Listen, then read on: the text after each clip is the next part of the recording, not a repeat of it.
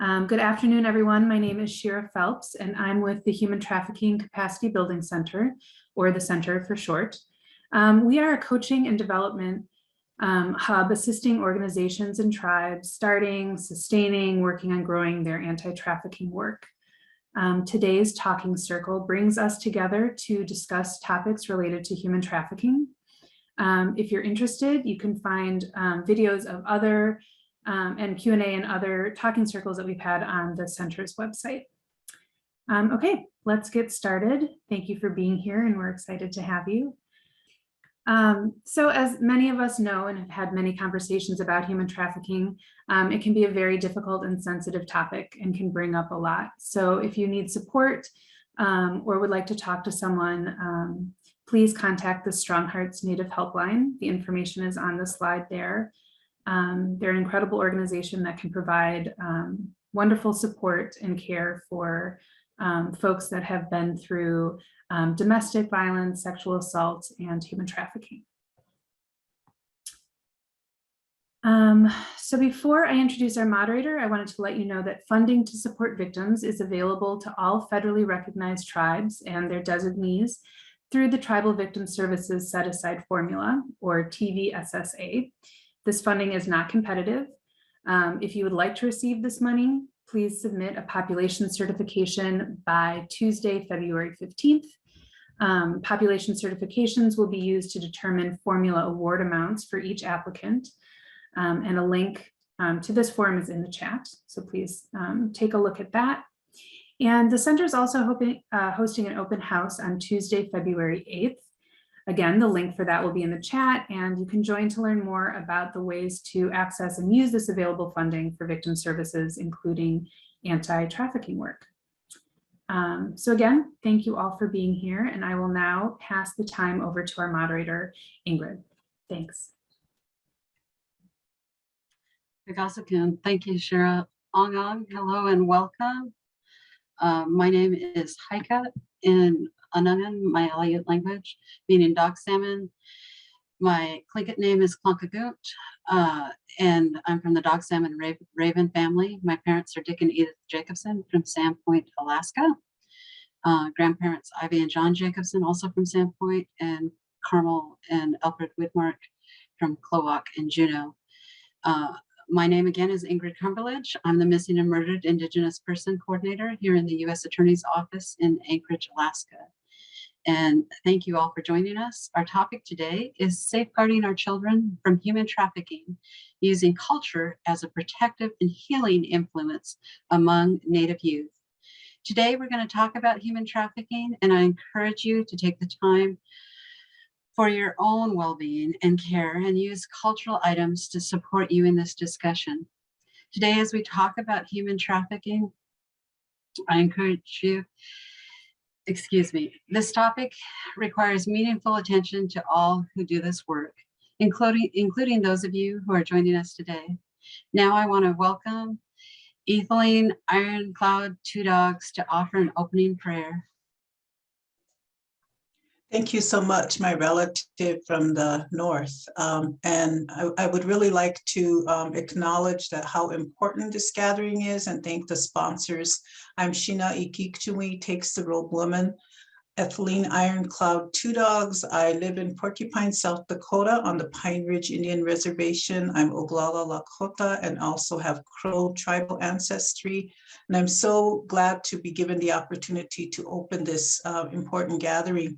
First of all, I'd like to acknowledge that wherever we're at, we are occupying traditional lands and territories of Indigenous relatives who have suffered and continue to suffer the devastating impact of our shared history.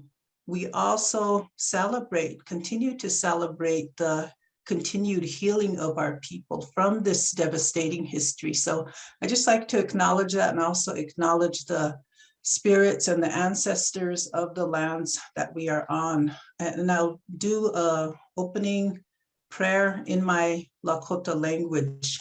So I invite you to just close your eyes and to visualize our children, our grandchildren, children and grandchildren everywhere being happy, healthy, safe, well-fed, cherished, treasured, well-nourished. Just imagine that. And that's what we all work for. We work for our children and our grandchildren and their future. Tunkashilana unchi, wopila tranka ungeni chapinale, ampetuki omanichale, uhapik deki oya kapi hechel tunkashilana unchi, daku washte trainkte, na tunkashilana unchi mitakuye pilana yuha, ushuich hakilapie, oich hakapie, woanglake, wichosani, wash ake wichakupie, wopila tranka, mitakuye oyasi. Thank you, everybody.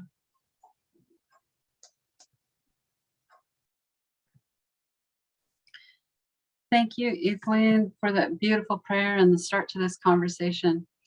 Joining me are our three panelists, Dr. D Bigfoot, Lenny Hayes, and Taffy Toleafoa.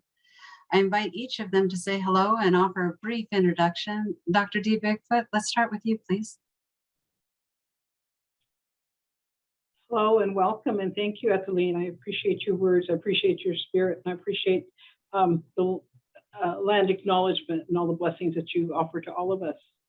I'm Dolores to be a Bigfoot, and I'm of the Caddo Nation in Oklahoma, and I want to acknowledge the Caddo people that are joining us today. I'm also want to acknowledge the Northern Cheyenne of Montana, in which my children are enrolled. So if there are just the people that are joining us, then I welcome you, and I hope my words honor the teachings that you've given me. I'm at the University of Oklahoma Health Sciences Center, and I run the Indian Country Child Trauma Center and also the Suicide Prevention Resource Center. And so as we think about human trafficking, trauma is something that leads a lot to human trafficking, and suicide is what the end result of a lot of trauma and harm that is done. So this certainly brings together two of my interests. And I'm thankful for the circle and to be on the panel with these young professionals that I've gotten to know over the years, especially. So thank you very much. Thank you and welcome, Dr. Bigfoot. Lenny, could you go next, please? Hello, everyone. Welcome, and it's always so good to see you, Dr. D. I know our paths have crossed many times, and I just acknowledge you and all the work that you've done for our people. My name is Tukawanake Luta. My English name is Lenny Hayes, and I'm from the Sisseton Wahpeton Oyate of the northeast corner of South Dakota. I currently reside here in Arden Hills, Minnesota, on the land of the Dakota people shared by the Ojibwe people. I am owner and operator of Tate Topa Consulting. I am a mental and chemical health therapist, specializing in marriage family therapy, and I've worked very closely and for several tribes here in Minnesota. But most recently, probably about 5-6 years ago, I sort of broke off and created my own private practice. And I currently work with individuals, both adults, youth, elders, communities that identify as Two-Spirit Native LGBTQ people. We know that often this population is forgotten and underserved. And being a survivor of myself of many things, I just really hope that things will change in the future for this population. Again, thank you so much for asking me to be a part of this. Thank you. Welcome, Lenny, and thank you. And Taffy, also from Alaska. I want to go on with you, please. Hello, Falawa. Oloingo, Tafili Noa, Toleafoa, now Wai, America Samoa, Wai, Yaomatu Foya Samoa. Hello, my name is Tafili Noa Toleafoa. I grew up in Samoa. I am Samoan. I am currently the Director of Diversity, Equity, and Inclusion for Covenant Health Alaska and Executive Director for Pacific Community of Alaska, which is a nonprofit that serves the Native Hawaiian Pacific Islanders here in Alaska. I'm very thankful to be here, and I share my gratitude for the people that came before me I'm on Denaina land. And so, thank you.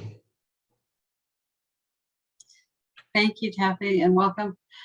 We're going to start our discussion and with a few questions to the panelists. While following those questions, we'd like to shift into your questions as participants. So please be entering those questions into the questions and answers at the feature at the bottom of your screen. Taffy, I'm going to start with you. Could you please discuss some risk factors Indigenous children experience, making them more vulnerable to crime, victimization, including human trafficking?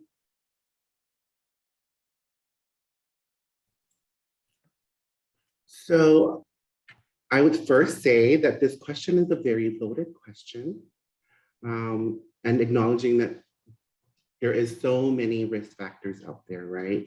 But the first thing I want to say is that Indigenous children, along with all children or most children, are vulnerable to being victimized, mostly by people that they love and trust, right? I think some people come into this space probably thinking of trafficking as, you know, the movie Taken. And I would say that's probably like, you know, maybe 7% of trafficking cases that we see in state and elsewhere across the world. So according to the Counter Trafficking Data Collective in 2017, they published a study that said that 41% of cases for children actually involve family. So this is why it's very important that we bring it to that level, like the individual level of saying, they're people that you trust, people that young people trust, people that they build relationships with, are people that could hurt them as well, right? And so it's very important to remember that. Indigenous children are also most likely to be system involved, right? A study by Hill in 2017 said that you know, Indigenous children are 2 times more likely to be investigated, 2 times more likely to be to have allegations of abuse in their families and, you know, be substantiated, and 4 times more likely to be placed in foster care than white children, right? And so that could be a system risk factor where children that are placed in these foster care or in other cares, you know, their ownership of who they are, they're being separated from their identity, their culture. And so it disrupts who they are and their relationship to their culture and their people. So that becomes a very big risk factor. And that's what we also see at the community level here in Alaska. You know, a lot of our young people, Alaska has like 3 major big populated cities, and that's like Anchorage, Juneau, and Fairbanks. And most communities in Alaska are rural communities. And when we say rural, I'm talking about like they have Indigenous ways of doing things, right? They live subsistence living, like fishing during the fishing season, there's hunting season. But when these young people are being separated because they want to look for better opportunities and they come to these big cities, you know, we don't have, there's an absence of trafficking awareness and support from the federal level to the state level, municipality, corporations, nonprofit, tribals, all of these systems that are supposed to be there to support them as they make these decisions to develop as young people, they're not there. There's an absence of that in our communities. And so our young people are left to like find ways, right, to survive in the city that they don't even know. You know, some young people might have grown up in a very rural area of Alaska and they come to Anchorage and they don't know anything about Anchorage, about living in a big city. And so I would say that there's also an absence of awareness and cultural healing resources in the major cities, right? I would say that there's a need for that in the city of Anchorage. There's a need for that in the city of Fairbanks. Now knowing that most of our young people from our rural areas are coming in to these cities And I would hope that like a city like Seattle, because it's our closest relative in the US, right? That they have support systems around their city so that when young people decide to step out and away from rural communities, that there is support elsewhere to help them out. So again, it's a very, very big question, but those are some risk factors that I would see Indigenous people and all of our young children could all face in what we have now. Thank you. Thank you, Taffy. That was such a good answer. And it's very similar to many of the things that we've heard in listening circles with tribes across the state. Kids that are missing the assets as they grow up are often those kids that are involved with trafficking. Thank you so much for that response. We know while there is no defining characteristic for human trafficking, traffickers often target victims' vulnerabilities, such as a lack of social support networks, financial and housing insecurity. We also know that the LGBTQIA and two-spirited youth are often at greater risk to experience these things, making them more vulnerable to being attacked. Would you please discuss what a community can do to support Indigenous, Native, LGBTQIA, and two-spirited youth, reducing their vulnerability to being trafficked? Lenny? Thank you. One of the things that I want to say is that in order for us to really help this population, is that we also need to challenge ourselves in how we view this community.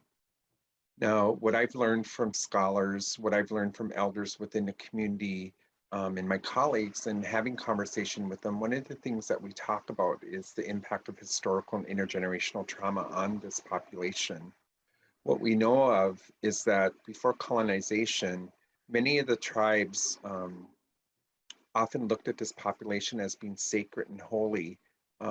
There's also been stories and history written of specific tribes that would actually have ceremonies or celebrations for our young people that were coming out, because that importance of knowing that the roles that they were going to play in community.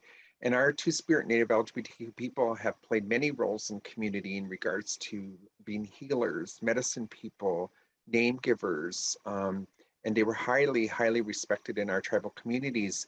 And so one of the struggles and challenges is that because of the impact of historical and intergenerational trauma on this community, our views were changed because of Christianity, because people looked at us as being, before colonization, we were looked upon as being spiritual beings, rather like today we're looked upon as being sexual beings. And so we've lost a lot of that teaching. And one of the things that I will often do when I go into tribal communities and talk with communities, or just give them an education and awareness about the impact of historical trauma, one of the things that I will ask communities is, do you know the word in your language that would identify someone like me?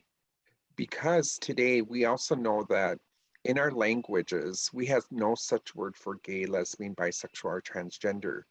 So one of the things I think is really important is that in order for us to be recognized or acknowledged, we also need to go back to our old ways of teaching, because we know they're there. And these have been passed down from generation to generation about this population. But again, in order for us to serve this population in a good way, we need to go back to those teachings. The other thing that I wanted to quickly say also too is that one of the populations that we often forget about is the gay boys. I attended a webinar at the beginning of COVID and was astonished when I heard the statistics of gay males that are being trafficked. In that presentation, they had announced that 51% of gay boys are being trafficked. One of the questions that I asked was how much of that data was specific to Native youth, Native boys.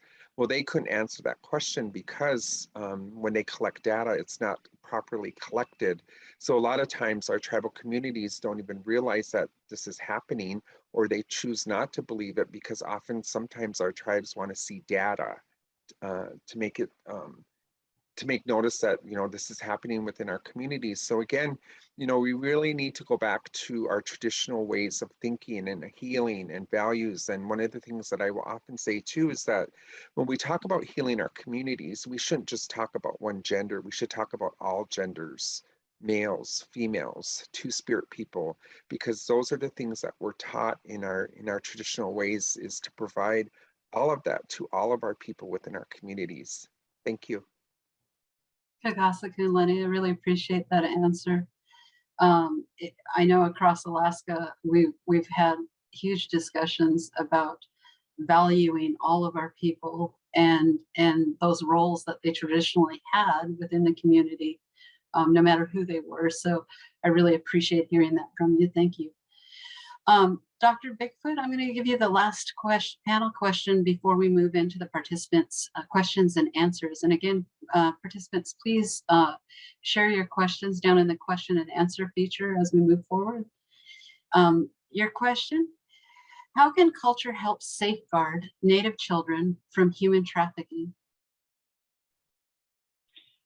Thank you. I appreciate the words that's been shared, and hopefully I can add to that. I think we need to reconsider how we define culture. There is a question in this chat about defining human trafficking too, so I think we're able to get that. So how do we understand what culture may mean to a particular individual or to a particular community, or particularly to our tribal communities?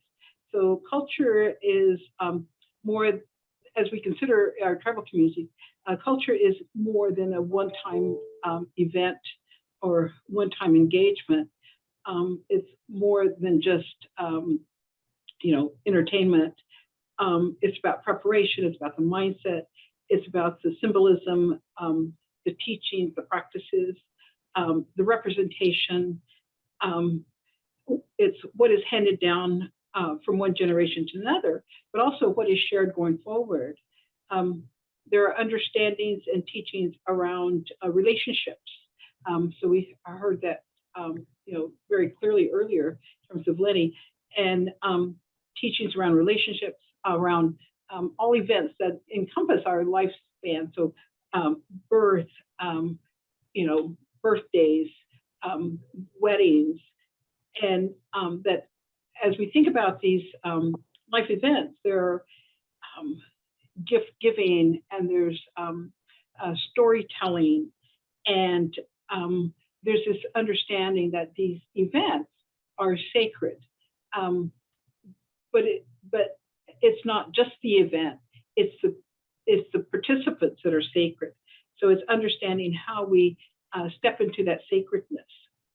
And as we think about, what is human trafficking, how that contrasts with the value of beliefs around property, ownership, control, and power, which is what human trafficking is about. And so as we consider, who is directing human trafficking, that control of perceived privilege, of ownership, of control, of power, that perceived privilege of ownership and entitlement can distort the expectations in terms of relationships. And with our tribal community, relationships are very important. Who we are relatives, how we claim relatives, and attachment. So how we, why being a relative is so important. And also about intimacy, not only just sexual intimacy, but friendship intimacy, mother-child intimacy, sibling intimacy, and also the understanding of how we practice intimacy. So, and we heard this, because of the history of trauma, injustices, that all creates a lot of confusion. It creates conflict. It creates that loss of life narrative, that loss of identity, and definitely heard that. And a lot of it centers on frustration, anger, aggression, loss of that connectiveness, loss of the understanding, loss of the the teachings that go along with where we have place and where we have a purpose and where we have meaning within our communities.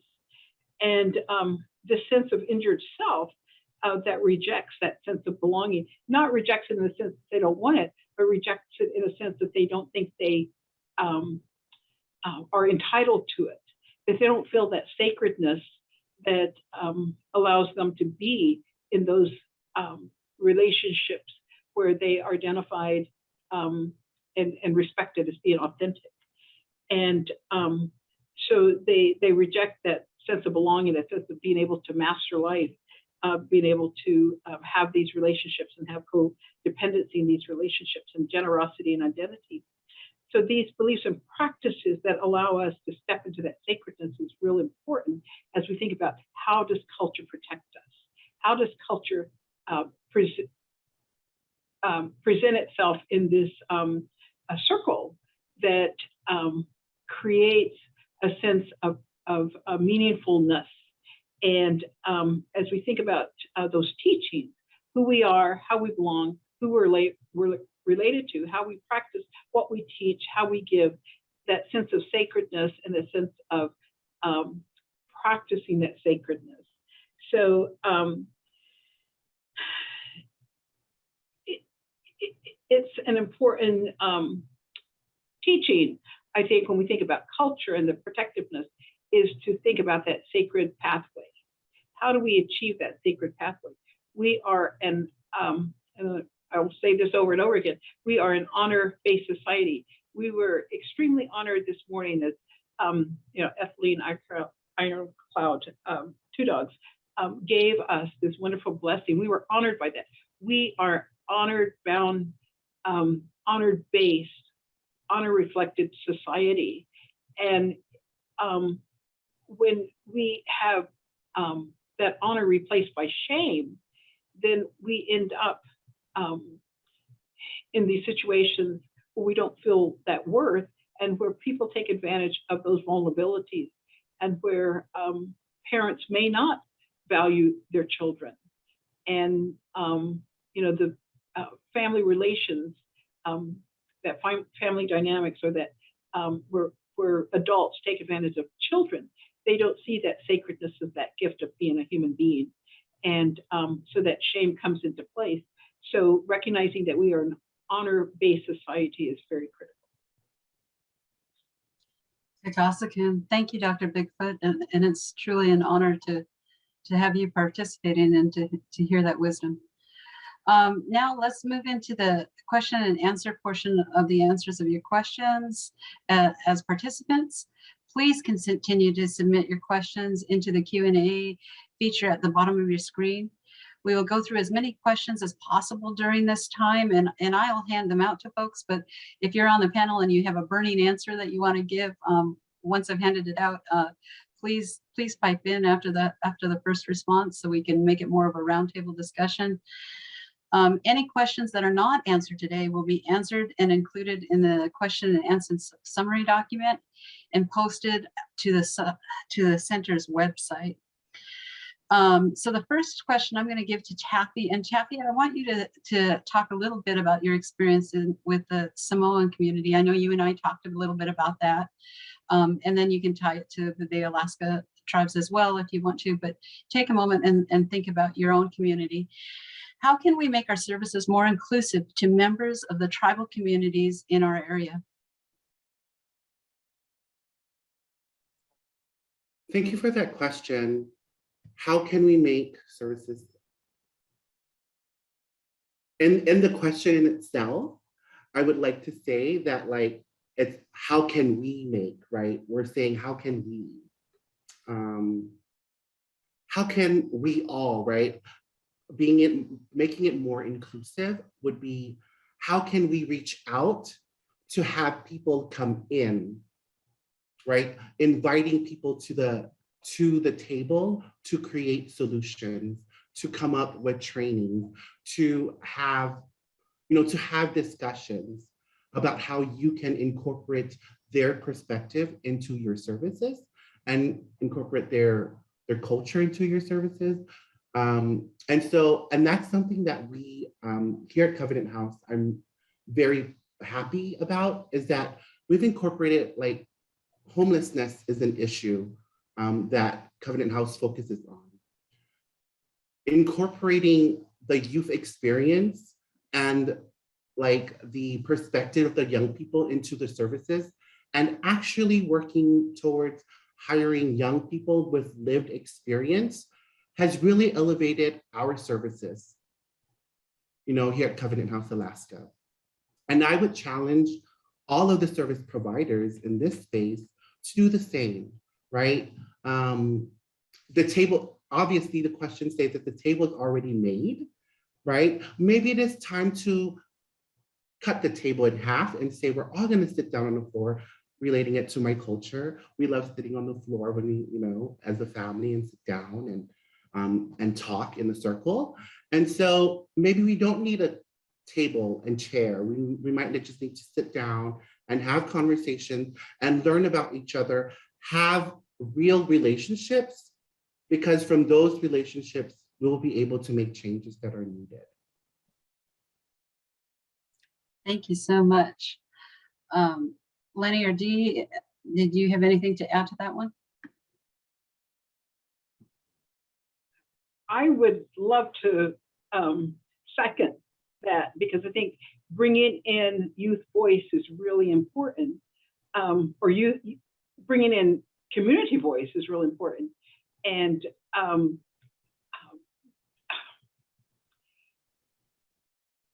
that leveling the playing field as much as possible.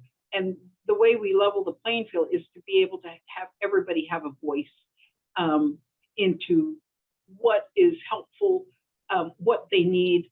And one of the things, I'm part of the Commission on Native Children, and so we're having hearings, and one of the things that has been ongoing is Native communities have said the answers lie within, whether it's within the individual or within the community. They may not necessarily have all the resources to,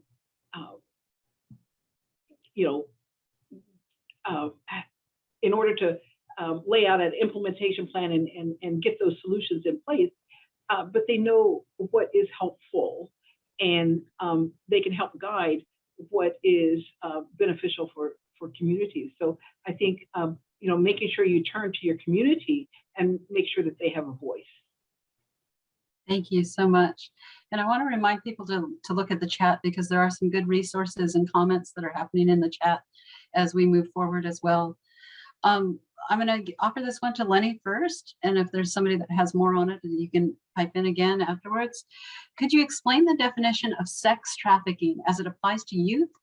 And does the youth have to have been subject to force, fraud, coercion in order to be considered a victim of sex trafficking?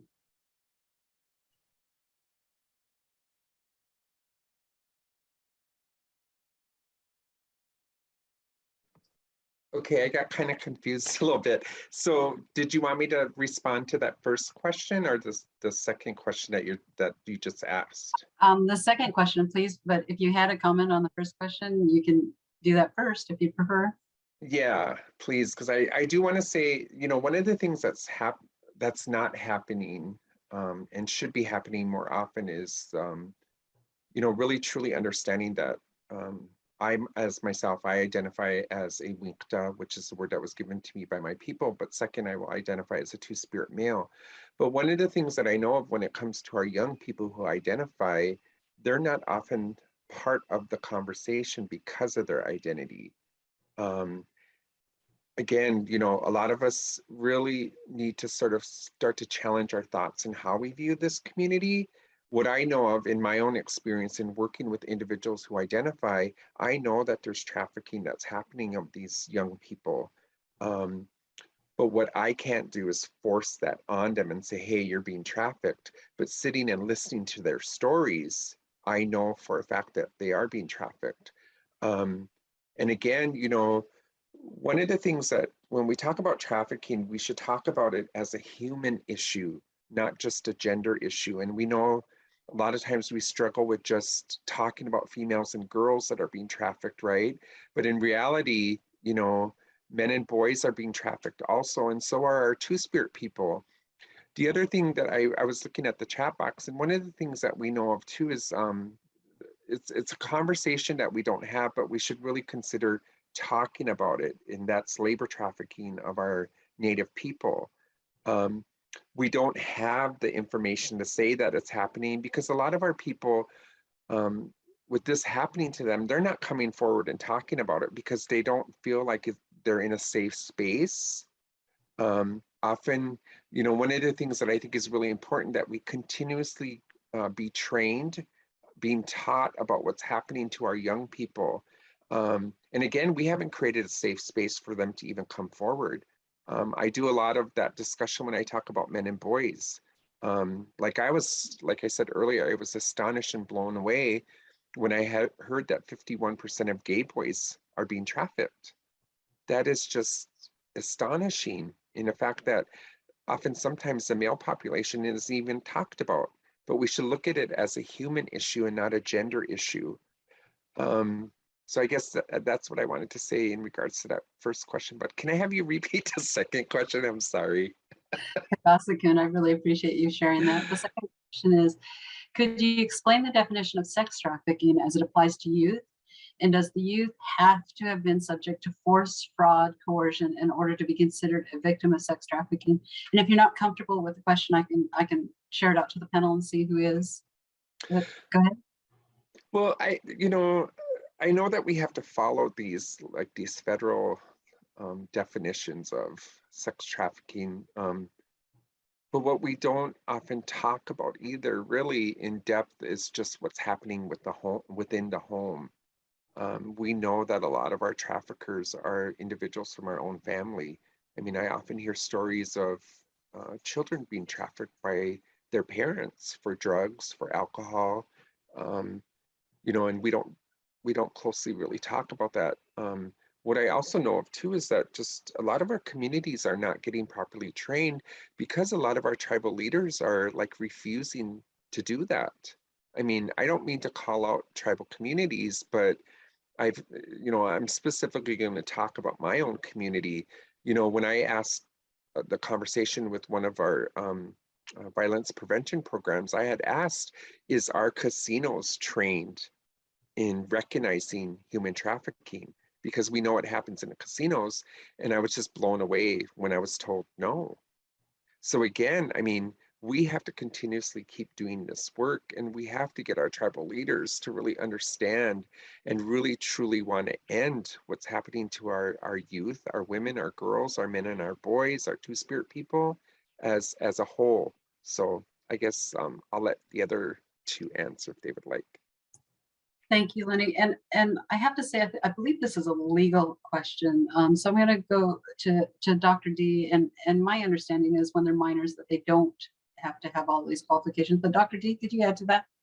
Well, I'm not a legal person, but I can give you my opinion. And it's, D Bigfoot verse and chapter. So there's nothing written down there. But yes, so if we look at laws in terms of child abuse, so it's anything in terms of minors, even if a minor says that they are consenting, they don't have the legal right to consent. So as we and consent is a big part of just being able to understand sexual relations. But so if there is a age range or capacity to understand the action or whatever, I think that we have to recognize that most children under a certain age, minors under 18 or under 16, depending on the law, that is sex trafficking no matter what. And so I think we need to also understand, human trafficking.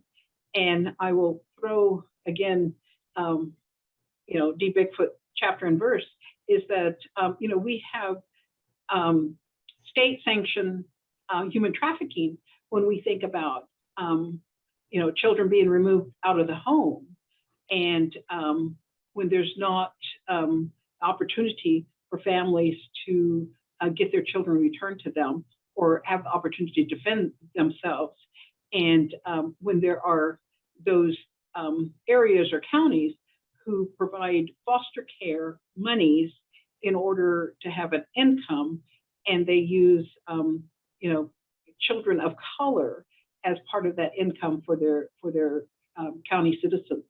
And this has been well documented in various other cases. And there's also a book out on the culture of poverty or something, where children in foster care get taken advantage of because they're used as an income. And so the concept of human trafficking is very broad, or the practice of human trafficking is very broad. And so, sex trafficking is just a part of that bigger umbrella. So as we think about it, it's an economic driver. It's about power, control, privilege. It's about taking advantage of a population that doesn't have the resources to make a change. Thank goodness for some tribes that are trying to better understand, especially those with gaming, and to better train their workers, especially in resort or convention centers. But I think we still have a long ways to go. So, looking at that, it's not an isolated understanding that we need to bring when we think about human trafficking and sex trafficking and child welfare and all the other contributing factors that put children at a huge disadvantage.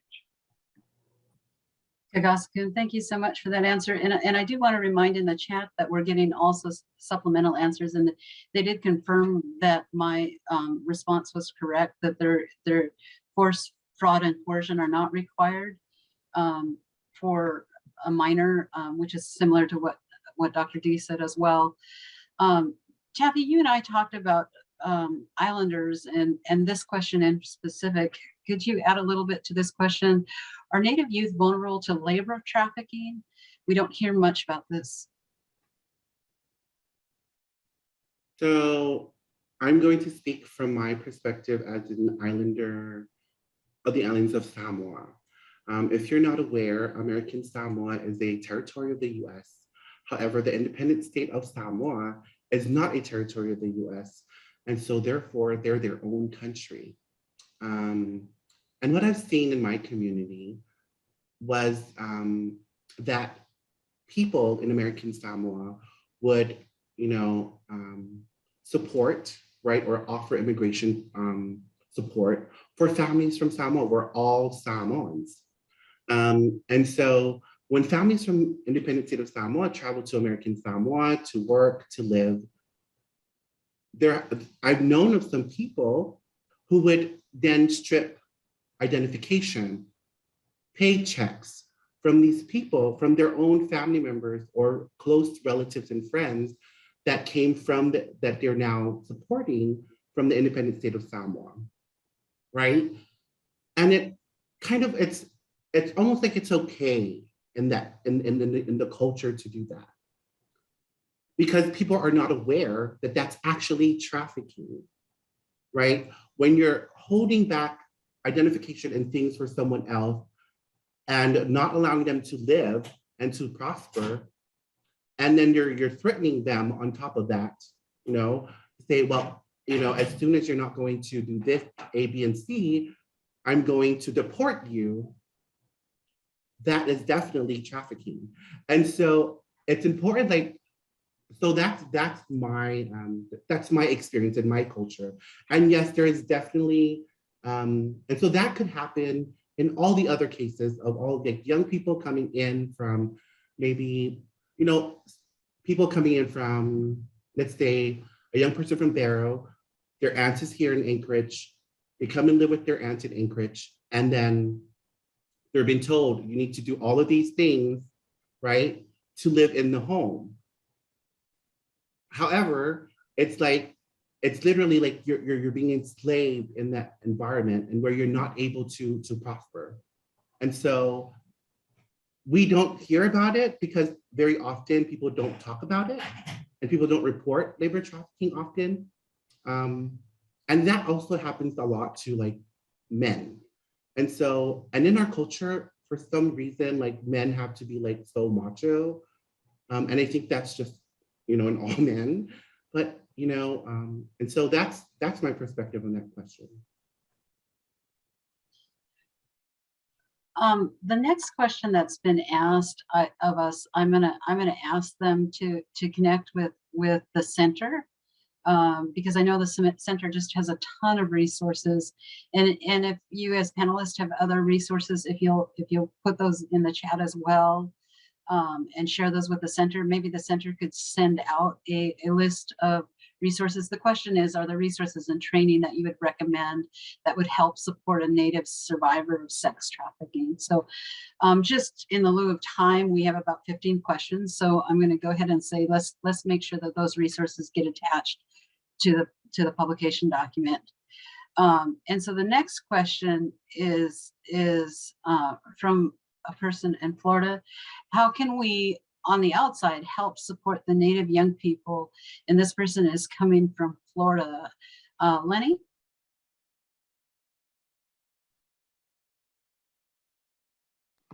Can you repeat the question again, please? Sorry. Yes. How can we, on the outside, parentheses, help and support the Native young people? Well, I think it's really important to really understand the impact of historical intergenerational trauma. So I'm assuming when we say someone from the outside must be non-Native, right?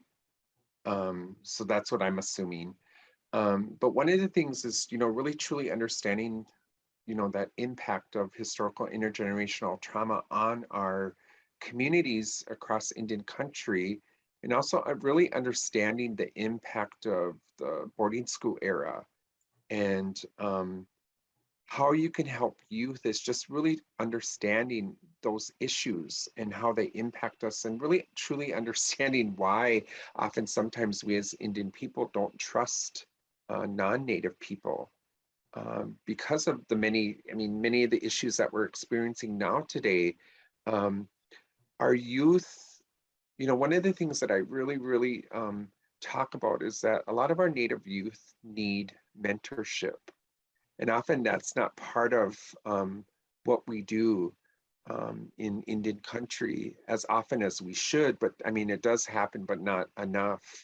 Where, you know, one of the things that I talk about as being a survivor of many forms of violence, one of the things that I always talk about is that sometimes we have it backwards, where we're inviting in people who may not be someone that looks like me, or maybe someone who experienced what I experienced, coming in and talking to youth, because often our young people will connect with people who understand what they experienced.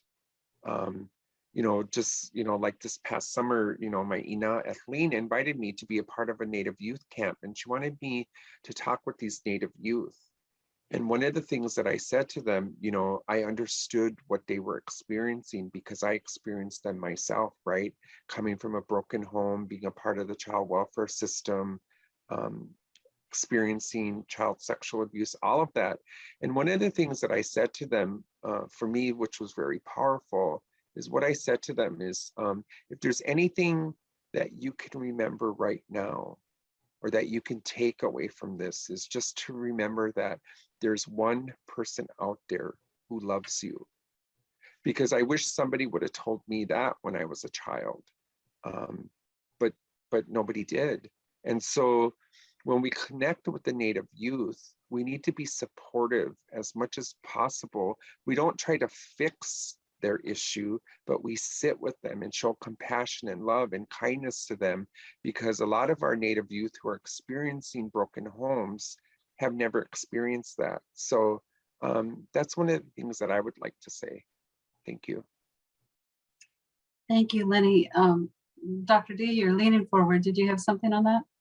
Yes, I wanted to, you know, affirm what Lenny said, and also what Taffy has said earlier. that personal connection is real important. But I think as we think of those that are not Native and would like to be allies or, have a greater understanding, recognizing that one of the protective factors in terms of culture is our tribal sovereignty. That is a critical protective factor for all of our Native children, because if we don't have tribal sovereignty, we're not going to have tribal children. And there's a lot of challenges to tribal sovereignty. So as allies or as lawyers or as policymakers or as funders or whoever you might be out there, supporting tribal sovereignty is critical.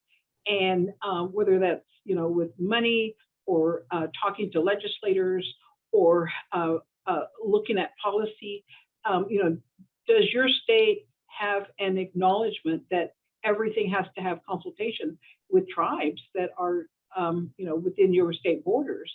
Does your as a ally or as a promoter for Native children, do you understand how many Native children are in your state and where are they located? And are there efforts to help tribes identify where these children are at and support them? And within your state, are education systems set up so that there's a true acknowledgement of what that history that we've been talking about is there's that effort to fully understand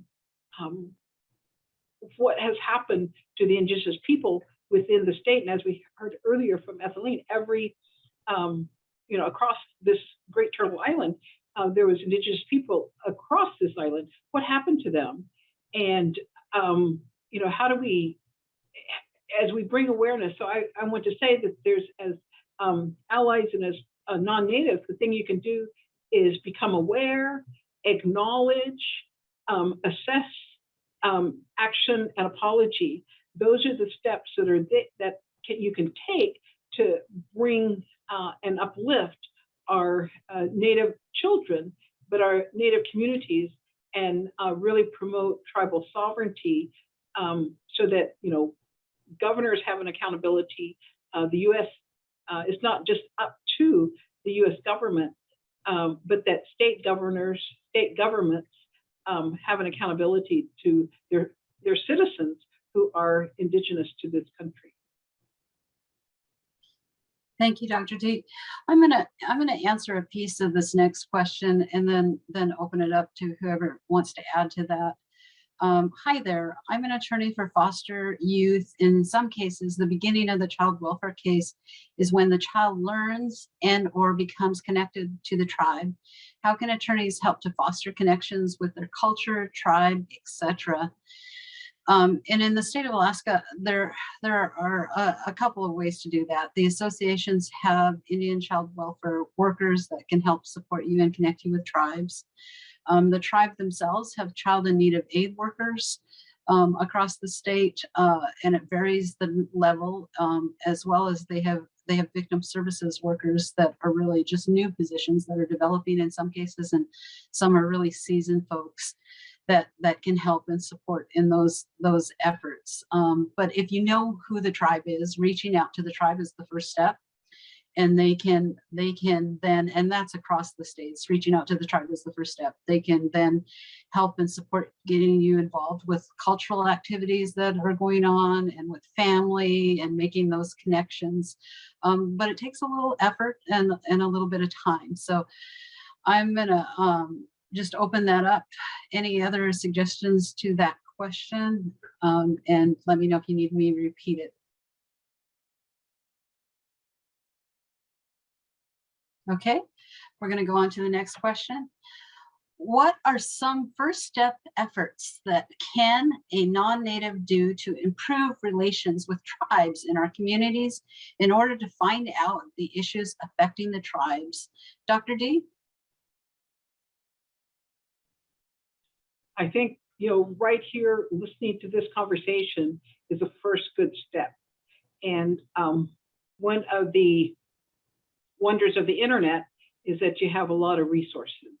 And most tribes have websites, most tribes have their history on their websites, and most tribes have departments and contact information for different departments, so depending on where your area of interest is at. So you know, sometimes a cold call isn't necessary, beneficial, but you know, that's helpful. I think you know, I understand that there's well over you know, 600 people on this call, so I think that we have seen a lot of interest in promoting an engagement with anyone interested in our children. So you know, find out who is local, attend activities. I had a dog. My children were raised in Montana and in Oklahoma, and she ended up living in New Mexico and working with the tribes. And the way that she was able to, and after, when she left there, I remember the Pueblo people, different ones, coming to me and saying, you may have birthed your daughter, but she's part of our family now. So being able to have that connection, I think, is really important. And so she would show up and she would ask, you know, can I, you know, wash dishes? Can I, you know, carry food? Can I, you know, help with, you know, watching the kids? Or, you know, I brought cookies, or I brought brownies, or, you know, I'm willing to set up chairs, or I'm willing to clean up. And so that being that, having that presence, I think, is real critical. You know, are you willing to work in order to have and build that relationship with people? So are you willing to work? Are you willing to give something that is, you know, special to you, whether it's your time, your energy, your talent, your presence, in order to build that relationship? And you know, I've been fortunate to have children who have wonderful relationships with many communities because they were willing to give time, energy, talents, and create long-term friendships, and you know, be available for those hard times, and you know, be that person, like Lenny said, to say, I love you. You know, this is a critical presence that I think so many communities need, but especially children, and not take advantage of children. And I think one of the things that a lot of, and I'm probably the worst one, is to say, you know, silence is important. I have a hard time with that, but silence is important. So being able to learn and not take and run with what has been given to you, because I think Native people, Indigenous people are very generous. So if we could honor that gift and not abuse it, so your presence is really critical. I think we're pretty open to a lot of willingness on the part of people to be part of our communities. Thank you so much, Dr. D. That reminded me so much of the things that I grew up with. And I think it's really challenging in this media time where everybody's connected to their phone, and they have a hard time joining in community and doing those things that we just did traditionally. And as we're trying to bring children back into the community, I think those are really important comments. Thank you so much. I just want to give the audience a feel of where we're headed here. We've been given permission to go a couple minutes extra, so we're going to go about 15 minutes more. There are 15 questions left. I don't believe that we'll get through all of them, but the rest of them will be given out to the panelists to answer and available on the website. For those panelists that can stay, that's the intention, is to go about 15 minutes over. And I appreciate your time. If you can't stay, I understand that as well. But I am going to go on with the next question. I know that Taffy works with young Ingrid? people. Yes, go ahead. Ingrid, can I just add on to that question of working with Sure, yes, Native please. and Indigenous?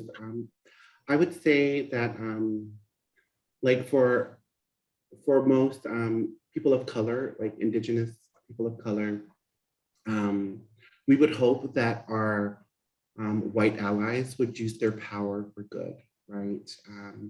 And giving space where space is needed.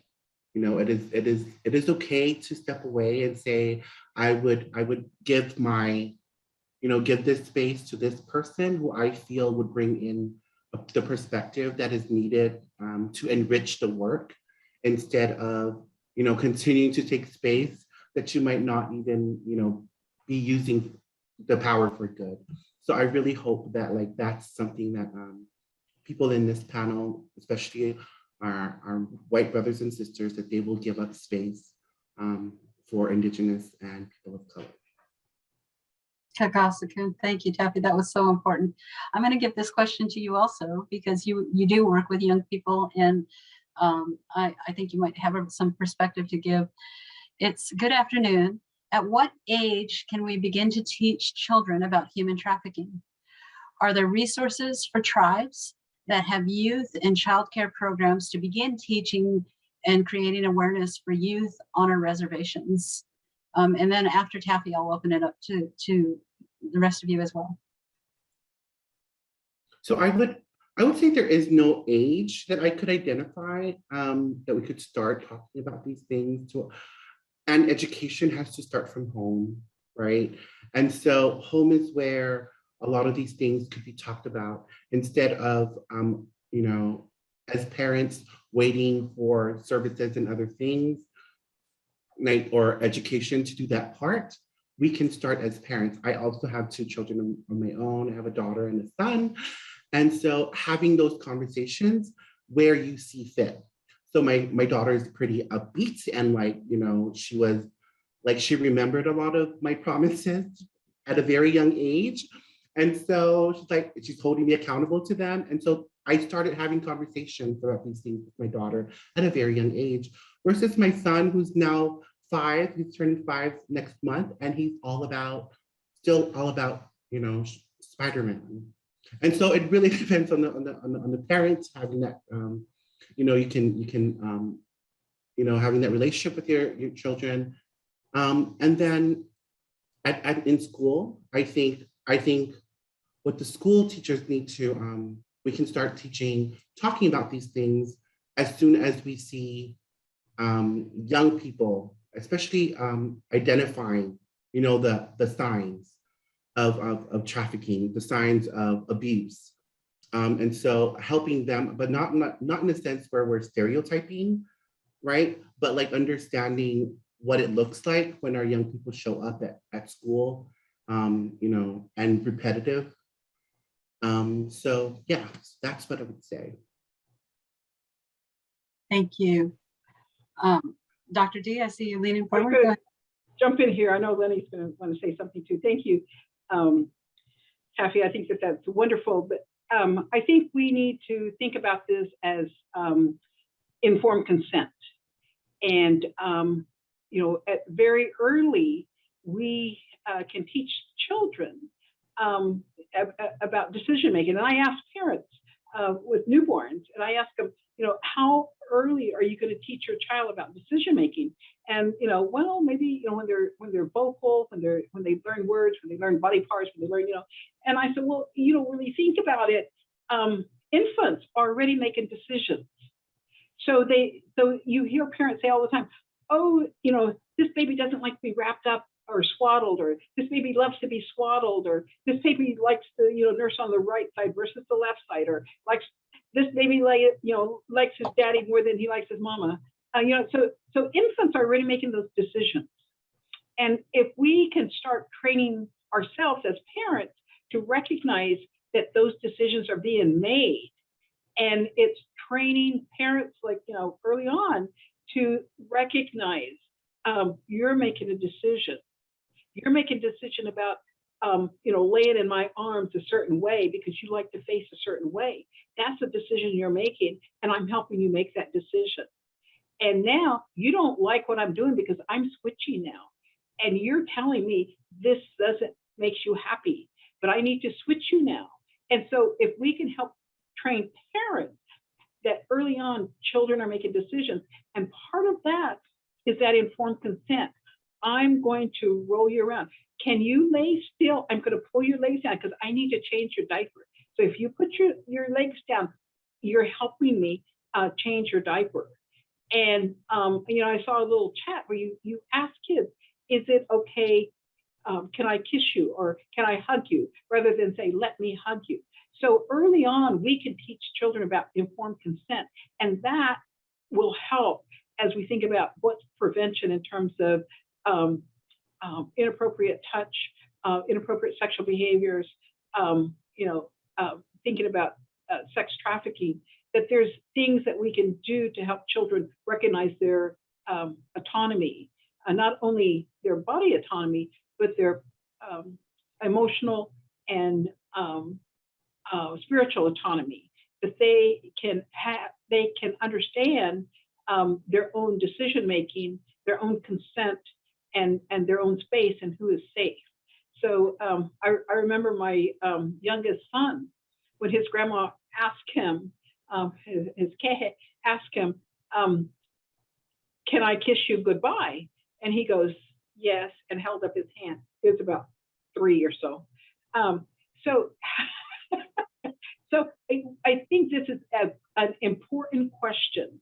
And so teaching children early on about body parts, correct body parts, it's okay to say vagina, it's okay to say penis. We have, I was challenged by a mother, and I said, we have heads, shoulder, knees, and toes, and there's a whole bunch of anatomy there that we are skipping. So being able to help children identify body parts is real important.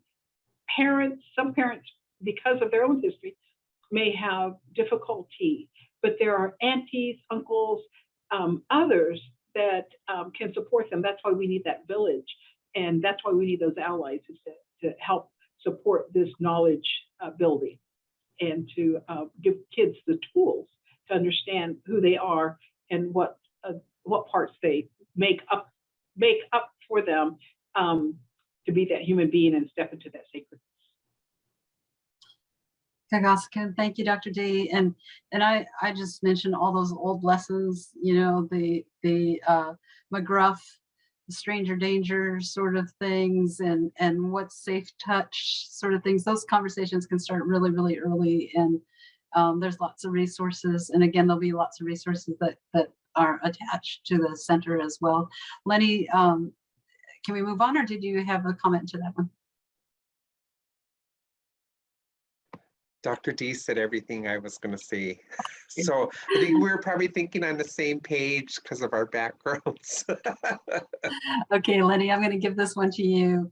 I think it's a repeat, so you can just summarize if it is. And how can someone not part of the tribal community population assist with the issue on trafficking? They live and work in Southwest in the Black Hills of South Dakota, and the heart is torn by missing Indigenous youth. Well, that's a really good question. I think that just goes back to what Taffy and Dr. D were talking about earlier. But one of the things that I will always tell, like our allies or people who want to assist us that are non-native, is like it's important to allow us to lead the work. We don't need someone who's non-native to speak for us. And I speak that way again as a survivor. When we talk about survivor of many things, often we will have professionals, people with high degrees, a doctor or whatever, who's speaking for us. But really what we should be doing is that we should be reaching out to the survivors. Because that's one of the things that I talk about, is that the survivors are the experts. Survivors of many things, violence, trafficking, families of missing and murdered individuals, they're the experts because they're the ones who have experienced it, right? But often sometimes we have it backwards, where we have that Western way of thinking of individuals who are speaking for us. And again, you know, we should let these people lead the work, the ones who are the survivors, the experts. And that's sort of what I think about too. You know, one of the things that's really been difficult right now is that, you know, coming from the Two-Spirit Native LGBTQ community, it's very difficult right now. We want to address the issues that are impacting our community, but what's making it so difficult is that we're having to educate and bring awareness to our tribal communities, to people outside of our communities. And it's frustrating. It's a lot of work, but yet we still haven't really created a safe space. I mean, there's all kinds of Two-Spirit leaders out there, Two-Spirit Native LGBTQ leaders who are really want to do the work, but then we're having difficulties addressing the issues that are impacting our community.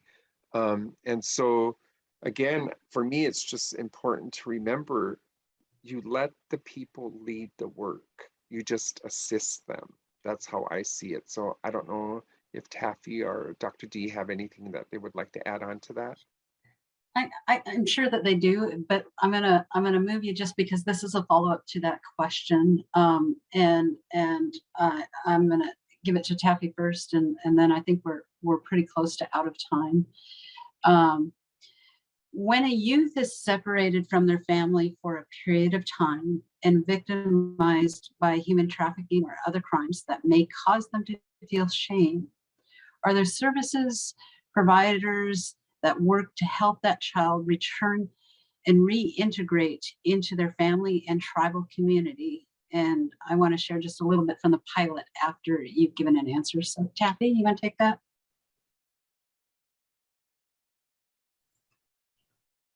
I was trying to listen in for the question, but it sounded like, can you read that again? Yes, I can. Mm-hmm. When a youth is separated from their family for a period of time and victimized by human trafficking or other crimes that may cause them to feel shame, are there services, providers that work to help that child to return or reintegrate into their family and tribal community? So I think I said this earlier, that there is a lack of services that can provide that, right? And there is and it's almost like you have to connect to something in order for you to receive any services. But culturally relevant services, it's far and beyond. Like you can hardly find them.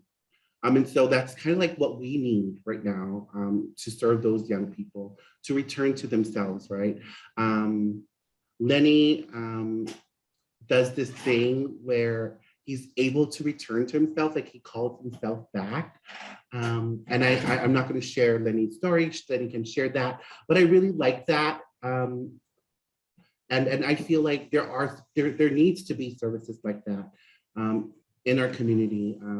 I know one of our partners at Covenant House Alaska, South Central Foundation, does a lot of healing focused training and provide those kind of services in our community. But I doubt it in like the tribal and like the rural areas of Alaska. So yeah, it's kind of like me saying, Lenny, please share your experience so that people can. And I want to say all the tribes that I've worked with across the state have identified this as a priority. They have identified the teaching their children that they can always come home, that every single one of them has value, and they are, they will recognize that there is a history, but that is, they also recognize that that is not what makes this human being important.